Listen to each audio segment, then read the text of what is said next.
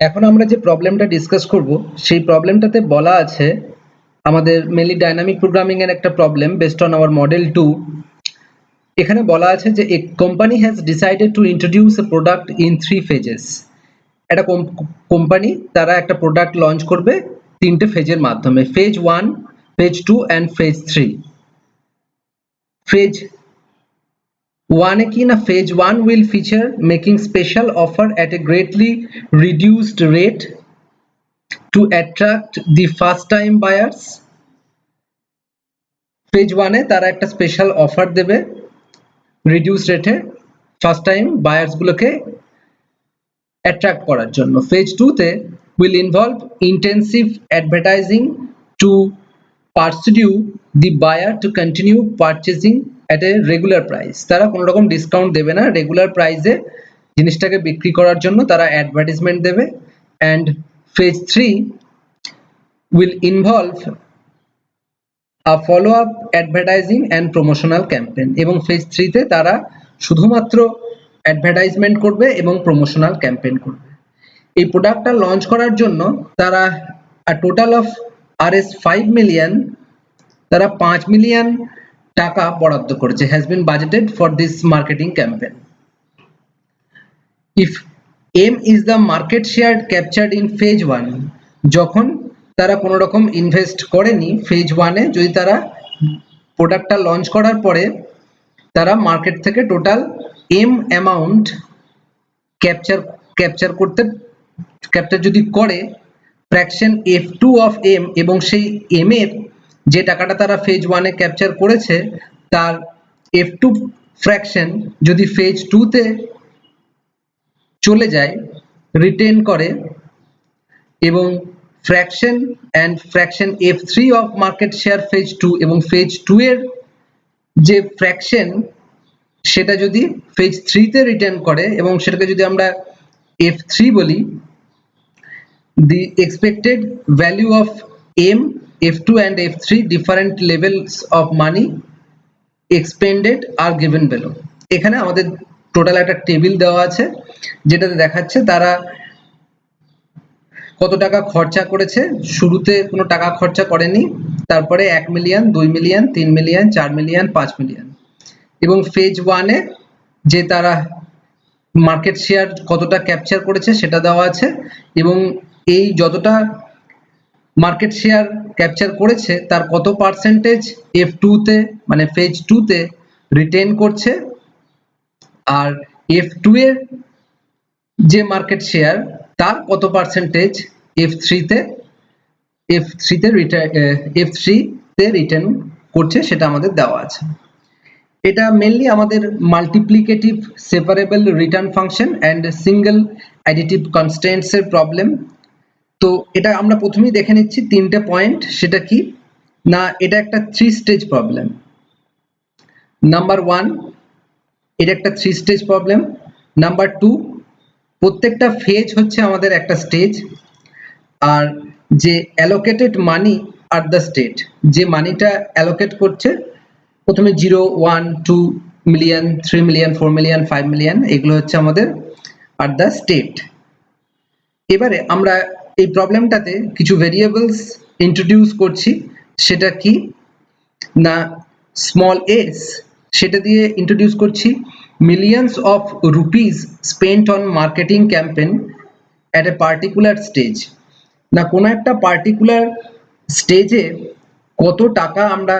কত মিলিয়ন টাকা আমরা স্পেন্ড করছি সেটাকে আমরা স্মল s দিয়ে ডিনোট করছি। আর xj দিয়ে কি ডিনোট করছি না amount of money allocated to a stage. প্রত্যেকটা স্টেজে আমাদের মেনলি তিনটে স্টেজ আছে, j is equal to 1, 2, 3, তিনটে স্টেজের আমরা ফার্স্ট স্টেজে যে অ্যামাউন্ট অফ মানি অ্যালোকেট করছি সেটা x1, একই রকম ভাবে x2 আর x3। আর market share captured in phase J, প্রত্যেকটা ফেজে কতটা আমরা সেই মানি অ্যালোকেট করার জন্য কতটা মার্কেট শেয়ার ক্যাপচার করতে পারছি সেটাকে আমরা fj অফ xj দিয়ে ডিনোট করেছি। বেসিক্যালি আমরা যত অ্যামাউন্টটা বেশি হবে তত আমাদের মার্কেট শেয়ার ক্যাপচার করার ক্যাপাবিলিটিটা বেশি হবে। এবারে আমরা মেইনলি প্রবলেমটাকে আমাদের ম্যাথমেটিক্যাল টার্মে লিখে ফেলছি। কিভাবে না, আমাদের এটা হচ্ছে মাল্টিপ্লিকেটিভ সেপারেবল রিটার্ন ফাংশন। আমাদের যে মার্কেট শেয়ার সেটা কি আমাদের ম্যাক্সিমাম করতে হবে, তাই আমরা লিখেছি এখানে maximum Z is equal two f1x1 into f2x2 into f3x3। আমাদের মেইনলি কনস্ট্রেন্টসটা কি, কনস্ট্রেন্ট আমাদের এখানে সিঙ্গেল কনস্ট্রেন্ট, সেটা হচ্ছে মানি। মানি মানে কি না, amount of money allocated to a stage. First স্টেজে আমরা x1 মিলিয়ন x1 অ্যামাউন্টের মানি অ্যালোকেট করেছি, সেকেন্ড স্টেজে x2 আর থার্ড স্টেজে x3। তাহলে টোটাল সামটা আমাদের 5 হতে হবে। কেন 5 হতে হবে না, এখানে পরিষ্কার বলা আছে a total of 5 million has been budgeted for this marketing campaign. এবং বেসিক্যালি আমাদের যেহেতু এটা নন নেগেটিভিটি কনস্ট্যান্টস, সেগুলো লিখতে হবে x1 x2 আর x3 always greater or equals to 0। এবারে আমাদের যে multiplicative separable return function and single additive constants আছে, তাদের যে রিকার্সিভ ইকুয়েশন ফরওয়ার্ড ইন্ডাকশন দিয়ে সেখান থেকে আমরা লিখতে পারি যে আমাদের যে optimal return function fj star s, সেটা কিরকম না, maximum of 0 laser equal to xj laser equal to x fj sn into fj minus 1 star s minus xj। এই রিকার্সিভ রিলেশনটা আমাদের মনে রাখতে হবে। এবারে আমাদের j ইজ ইকুয়াল টু 1 এর জন্য, তার মানে ফেজ 1 এর জন্য ক্যালকুলেশন করতে হবে, j is equal two 2 phase 2 এর জন্য ক্যালকুলেশন করতে হবে, এবং j ইজ ইকুয়াল টু 3 তার মানে ফেজ 3 এর জন্য ক্যালকুলেশনটা করতে হবে। তো সেটা করার জন্য আমরা প্রথমেই ফেজ 1 এর ক্যালকুলেশনটা দেখে নিই।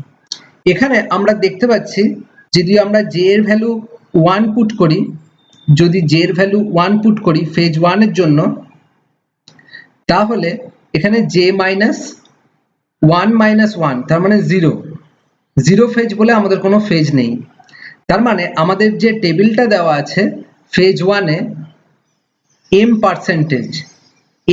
পার্সেন্ট, তার মানে আমরা যত টাকা স্পেন্ড করেছি সেখান থেকে যে মার্কেট শেয়ার উঠে এসছে, মার্কেট শেয়ার ক্যাপচার হয়েছে, সেটাই আমাদের ফেজ 1 এর টেবিল। তো সেটা একদম ডিরেক্ট যে টেবিলটা দেওয়া আছে সেখান থেকে আমরা লিখে ফেলতে পারি। যদি আমরা পুরো 5 মিলিয়ন অ্যামাউন্টটাকে আমাদের ফেজ 1 এ স্পেন্ড করে দিই, তাহলে অপটিমাল রিটার্নটা কিরকম হবে না x1 স্টার আর m is equal to f1 star x1। যদি আমরা 0 মিলিয়ন টাকা খরচা করি তাহলে 0 মিলিয়ন রিটার্ন, কোনো টাকা খরচা না করলে কোনো মার্কেট শেয়ার ক্যাপচার হয়নি। 1 মিলিয়ন খরচা করলে দেখা গেছে 10 মিলিয়ন। এগুলো সব টেবিল থেকে দেওয়া আছে, এগুলো মেইনলি আমাদের ফ্রম টেবিল, যেহেতু এটা আমাদের ফেজ 1 এর টেবিল।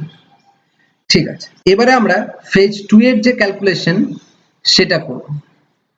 ফেজ 2 এর আমাদের একটু আগে যে আমরা রিকার্সিভ রিলেশনটা দেখেছিলাম f j স্টার s, এখানে j is equal two 2 put করছি, তাহলে f2 star s is equal two maximum of 0 laser equal to x2 laser equal to x, j এর জায়গায় 2 বসিয়ে দিলাম, তাহলে f2 x2 star f1 star s f1 star s minus x2।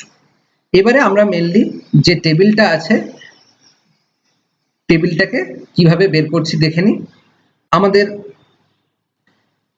এদিকে আমরা x2 লিখেছি, এটা আমাদের সেকেন্ড ফেজের অপটিমাল রিটার্ন এবং অপটিমাল সলিউশন যেটা, সেটা এদিক বরাবর আমাদের কত মানি আমরা অ্যালোকেট করছি s সেটা দেওয়া আছে। যখন s টা 0 x2 টা 0, তাহলে এখান থেকে কি পাওয়া যাবে, আমরা এই যে f2 x2 f1 star s minus x2 সেটাকে ডিনোট করেছি f2 s মাইনাস x2, তাহলে f2 s মাইনাস x2 সমান nothing but f2 x2 into f1 star s minus x2।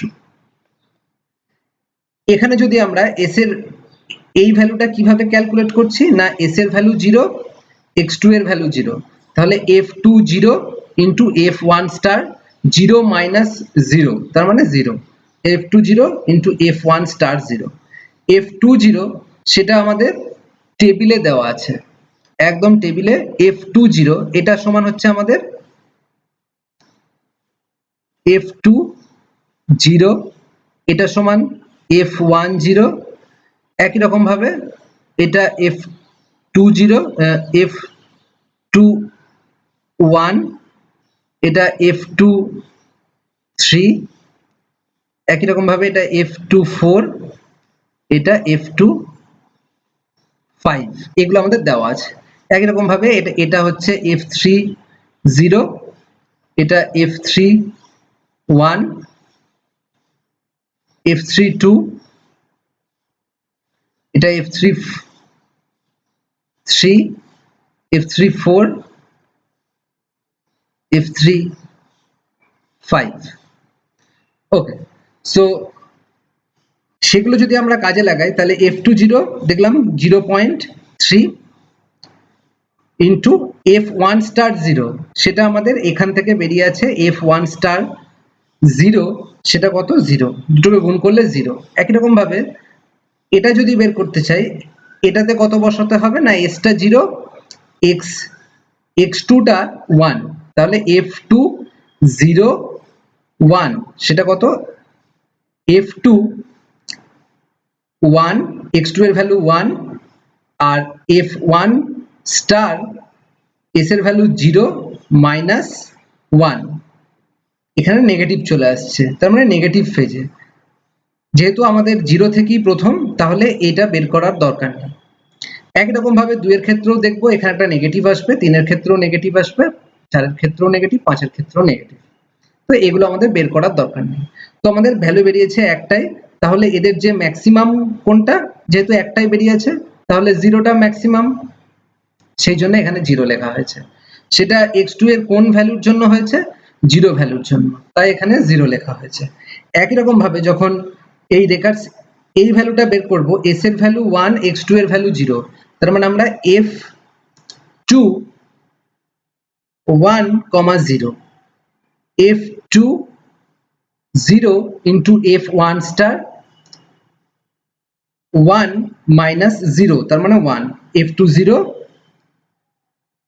f1 star 1 সেটাকে আমরা টেবিল থেকে f2 0 এর ভ্যালু 0.3 ইনটু আমাদের f1 star এর যে ভ্যালুটা বেরিয়ে আছে সেটা হচ্ছে 10 সেটাকে গুণ করলে দেখলাম যে 3 এলো একই রকম ভাবে এই ভ্যালুটা যখন বের করব তখন আমরা s এর ভ্যালু 1 নেব x2 এর ভ্যালু 1 নেব এবং এই যে ফর্মুলাটা আছে f2 x s2 সেখানে s এর জায়গায় 1 আর x2 এর জায়গায় 1 বসিয়ে দিলে এবং টেবিল থেকে f2 এর ভ্যালুটা বের করার যদি আমরা এখানে বসাই তাহলে সেটাকে 0 পাওয়া যায় এগুলোর ক্ষেত্রে নেগেটিভ চলে আসবে তাই বের করার দরকার নেই কোনটা নেগেটিভ আসবে না f1 star s minus x2 এগুলো নেগেটিভ চলে আসবে তো আমাদের এখানে দুটো ভ্যালু বেরিয়ে আসছে 3 আর 0 তাহলে এদের মধ্যে ম্যাক্সিমাম দেখব যেহেতু আমাদের f2 এটা ম্যাক্সিমাম দেখতে হবে তাহলে ম্যাক্সিমাম হচ্ছে 3 আর 0 তার মানে 3টা ম্যাক্সিমাম অপটিমাল সলিউশন কোনটা 3টা x2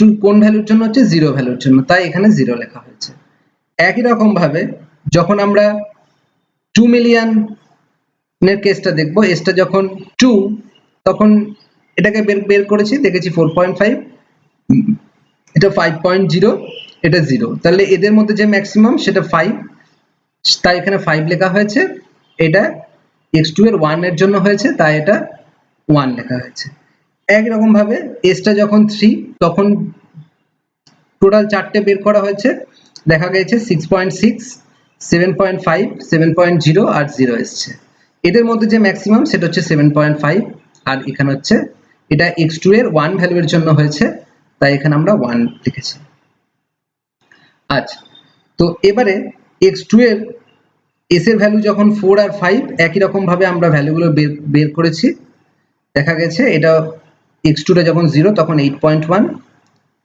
11.0 10.5 8.0 যখন ম্যাক্সিমাম 11.0 তাই সেটা 11 পয়েন্ট লেখা হয়েছে 11.0, আর এটা x2 এর 1 এর জন্য হয়েছে তাই 1।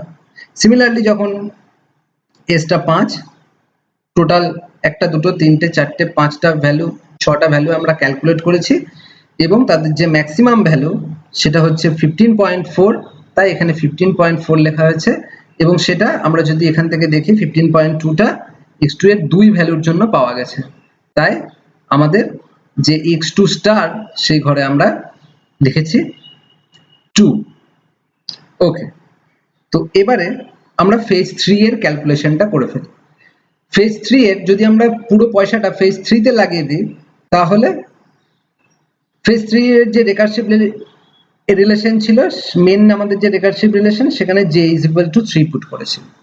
তাহলে f3 star maximum 0 <= x3 <= s, f3 x3, f2 star এখানে j-1 ছিল মেনলি, তাহলে 3 - 1 মানে 2, s - x3। এই পুরো জিনিসটাকে আমরা f3 s x2 দিয়ে ডিনোট করেছি।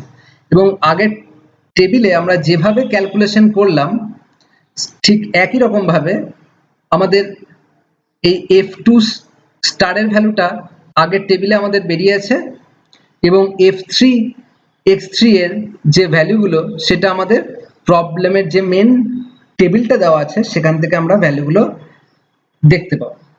দেখতে পেয়ে x3 0 থেকে 5 অবধি এবং s এর 0 থেকে 5 অবধি বসিয়েছি। যখন আমরা s এর ভ্যালু 0 আর x3 এর ভ্যালু 0, তখন এটা কত হবে f3 0 f2 স্টার 0 - 0, তাহলে 0। f3 0 f3 0 আমাদের টেবিল একদম যে অঙ্কের শুরুতেই দেওয়া ছিল, f3 0 হচ্ছে 0.50, আর আমাদের f2 স্টার 0 সেটা বেরিয়ে আছে এখান থেকে 0। সেই দুটোকে যদি আমরা প্রোডাক্ট করি তাহলে দেখা যাচ্ছে 0। একই রকম ভাবে 1 এর ক্ষেত্রে, এবং এদের যে ম্যাক্সিমাম ভ্যালু একটাই বেরিয়ে আছে তাহলে সেটা 0। এটা x3 এর 0 ভ্যালুর জন্য, তাই 0। তো দেখাচ্ছে যে আমাদের থার্ড ফেজে s এর ভ্যালু যখন 0 তখন অপটিমাল সলিউশন হচ্ছে x3 স্টার, সেটা 0। একই রকম ভাবে 1 এর জন্য, 2 এর জন্য, 3 এর জন্য, 4 এর জন্য এবং 5 এর জন্য আমরা পুরো টেবিলটাকে কমপ্লিট করেছি। একটু আগে আমরা সেকেন্ড ফেজের টেবিলটা যেটা ছিল সেই সেম প্রসিডিওর ফলো করে এই টেবিলটাকেও কমপ্লিট করেছি। এবং যে লাস্ট ভ্যালুটা s যখন 5 তখন দেখেছি যে 7.5, x3 যখন 0 এবং x3 যখন 1 তখন 7.7, আর 6.73 যখন x3 টা 2, x3 টা যখন 3 তখন 4.5, এটা যখন 4 তখন 2.79, এবং x3 টা যখন 0 তখন 0। তো এদের ম্যাক্সিমাম যে ভ্যালুটা সেটা 7.5, 7.7 and 7.7, সেটা মেইনলি x3 এর দুটো ভ্যালুর জন্য এসেছে, 0 আর 1, তাই এখানে 0 আর 1 লিখেছি। এবারে এই টেবিলটা কমপ্লিট করার পর আমরা দেখতে পাচ্ছি x3 যেটা আমাদের বেরিয়ে আছে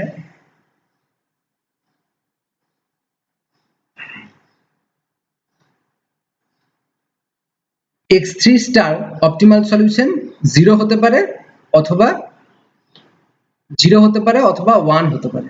যদি 0 হয় তাহলে আমাদের x1 স্টার আর x2 স্টারটাকে অবশ্যই 5 হতে হবে, কেননা x1 x2 আর x3 এর টোটাল সামটা 5।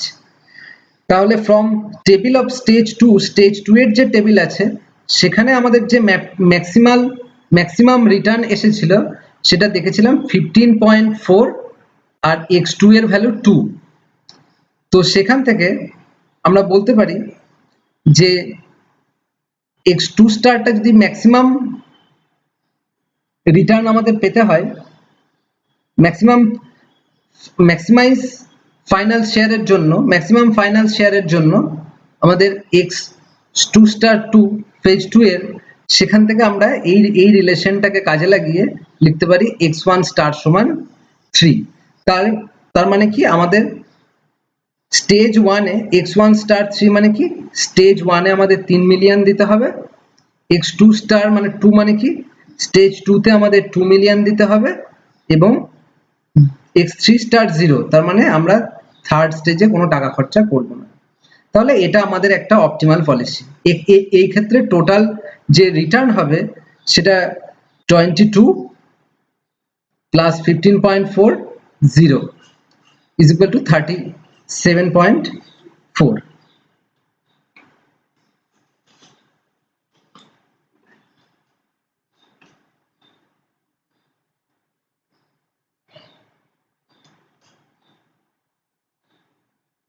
একই রকম ভাবে এই যে রিলেশনটা আছে সেখানে আমরা যদি x3 টা 1 ধরে নিই, x3 স্টারটা 1 হয়, তাহলে আমাদের x1 আর x2 স্টার এদের দুটোর যোগফল অবশ্যই 4 হতে হবে, কেননা এই x1 star, x2 star, x3 star এই তিনটের যোগফল টোটাল 5 হতে হবে। তাহলে একই রকম ভাবে আমাদের যে টেবিল 2 টা আছে এটাকে তো আমরা কাজে লাগিয়ে দিলাম। তাহলে এর আগে যে আমাদের ম্যাক্সিমাম হয়েছে, ম্যাক্সিমাম যে রিটার্ন এসছে সেটা হচ্ছে 11.0, সেটা x2 এর 1 ভ্যালুর জন্য, তো সেটাকে আমরা কাজে লাগাচ্ছি। Maximum of f2 star s সেটা আমাদের বেরিয়ে আছে 11, for which x2 star is equal to 1। তো x2 star is equal to যদি আমরা 1 এখানে বসিয়ে দিই, x1 star plus x2 star is equal to 4, তাহলে আমাদের x1 স্টার সমান 4 minus 1 সমান 3, 4 minus 1, তাহলে আমাদের x1 স্টার বেরিয়ে গেল 3, তার মানে আমরা স্টেজ 1 এ 3 মিলিয়ন খরচা করব, স্টেজ 2 তে 1 মিলিয়ন খরচা করব, এবং স্টেজ 3 যেটা আছে x3 স্টার যেহেতু 1, তাহলে 1 মিলিয়ন আমরা স্টেজ 3 তে দেব। তাহলে এক্ষেত্রে আমাদের যে অপটিমাল রিটার্ন সেটা 22 প্লাস 11 প্লাস 7.7, এই 22টা আমরা পাচ্ছি যে আমাদের টেবিলে যেটা দেওয়া আছে, যদি আমরা 3 মিলিয়ন খরচা করি তাহলে কতটা মার্কেট শেয়ার ক্যাপচার করতে পারবো টেবিলেই দেওয়া আছে। একই রকম ভাবে আরো অ্যানাদার অপটিমাল পলিসিস যদি আমরা ক্যালকুলেশন না করি দেখি, সেটা হচ্ছে আমরা যদি টেবিল সেটা যদি আমরা স্টেজ 1 এ 2 মিলিয়ন খরচা করি, স্টেজ 2 তে 2 মিলিয়ন এবং স্টেজ 1 এ স্টেজ 3 তে 1 মিলিয়ন, তাহলে যে টোটাল রিটার্ন আসছে সেটা 38.1। একই রকম ভাবে আমরা যদি আরেকটা পলিসি দেখি, সেটা হচ্ছে 2, স্টেজ 1 এ 2 মিলিয়ন, স্টেজ 2 তে 3 মিলিয়ন এবং স্টেজ 3 তে 0 মিলিয়ন, তাহলে সেক্ষেত্রে আমাদের যে রিটার্ন আসছে সেটা দেখা যাচ্ছে 34.7। তাহলে এই এত রকমের যে আমাদের রিটার্ন আসছে তার মধ্যে আমরা দেখতে পাচ্ছি যে আমাদের ম্যাক্সিমাম যে ভ্যালুটা আসছে সেটা কি, এটা হচ্ছে 40.7। তার মানে আমাদের যে বেস্ট অপটিমাল পলিসি সেটা হচ্ছে আমাদের মেনলি এটা, সেটা কি না, আমরা 3 মিলিয়ন টোটাল 5 মিলিয়ন টাকাটাকে খরচা করব 3-1-1, তার মানে 3 মিলিয়ন টাকা স্টেজ 1 এ দেবো, 1 মিলিয়ন টাকা স্টেজ 2 তে দেবো, এবং বাকি যে 1 মিলিয়ন পড়ে থাকবে সেটা স্টেজ 3 তে দেবো। এইভাবেই মেনলি আমাদের এই প্রবলেমটা করতে হবে।